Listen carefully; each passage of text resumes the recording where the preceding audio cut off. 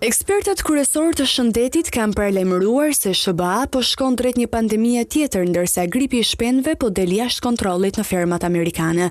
Deri më tani një shpërthim i H5N1 ka prekur gati 1000 tufa lopësh qumështi dhe ka rezultuar në më shumë se 70 raste mes njerëzve, përfshirë vdekjen e parë të konfirmuar. Industria e shpendëve në SBA është në rrezik të konsiderueshëm, thonë ekspertët, nga rrjeti global i viruseve, veçanërisht në zonat bujqësore ku praktikat mbrojtëse personale mund të mungojnë. Që nga viti 2022, më shumë se 168 milion shpendë në SBA janë azgjësuar për shkak të shpërthimit të gripit të shpendëve në Amerikë, i cili ka shkaktuar rritjen marramendëse të çmimit të vezëve. Edhe pse transmetimi nga njeriu te njeriu nuk është vërejtur ende, ekspertët paralajmërojnë se mutacionet dhe modifikimet mund të arrisin këtë rrezik.